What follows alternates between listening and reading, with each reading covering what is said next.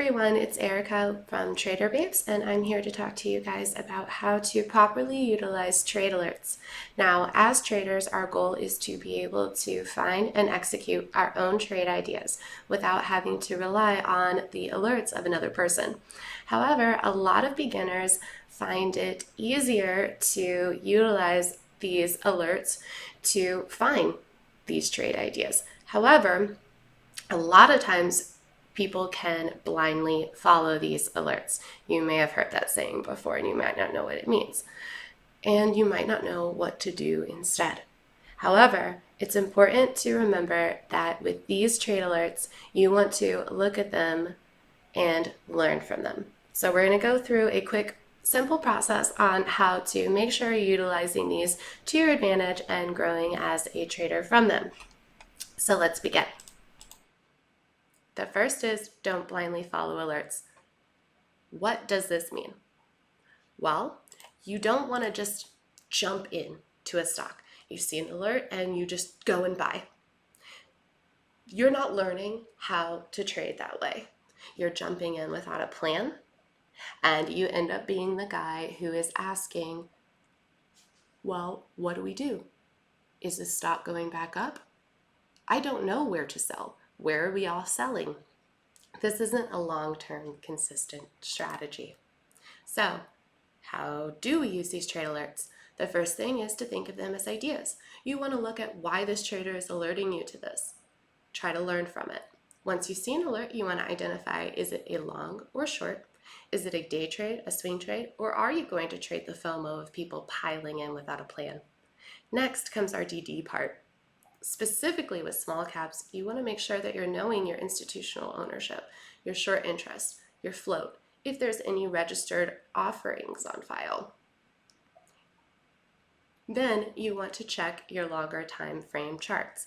I prefer the daily and hourly, where I am identifying longer term trend lines, key levels, and previous action. I may even use the weekly chart as well to confirm if this stock is in an uptrend or a downtrend. This is where putting our trading plan into action takes place. This is where we're identifying our entries, our stops, and our exits, so that we know with each trade we're going in with a plan. Next, we're going to wait for price action to normalize. Alerts are often followed by a rush of volume as people hurry to buy in. They're FOMOing. Don't be that guy. These people are, like I said, just jumping in without a plan, and this is not going to be a long-term trading strategy that you can continuously do. And it's also important to remember that alerts are watched by others who trade against it. Not that they have anything against you specifically, or the stock specifically, but every trade has two sides. And it's important when trading, we always remember that there are two sides of every trade, and know that there may be shorts piling into that volume to try and knock it down the other way if it is a long trade alert. Or if it's a short trade alert, there might be longs piling in to try and get it to go the other way. So the key here is to utilize these trade alerts to grow as a trader and to learn so that you know what to look for yourself.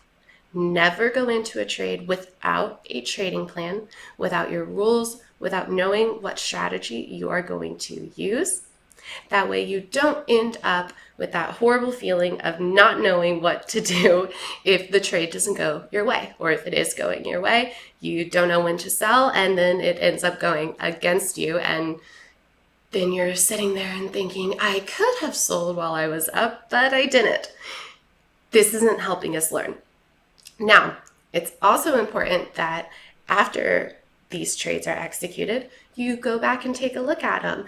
Especially when day trading, we don't have a lot of time to really review the trades, which is why we do a lot of pre-market planning. But also after the trade happens, you can go back and take a look and maybe see things that you didn't before, as far as what this person who alerted the trade was looking for.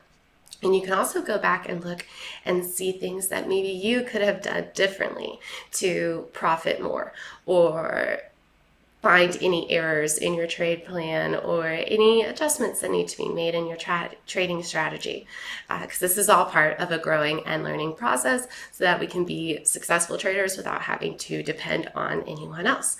And I will do some more videos coming up on expanding some of these ideas, like looking for our support and resistance, coming up with our trading plan, and the DD that is needed to make sure that you're not getting burned.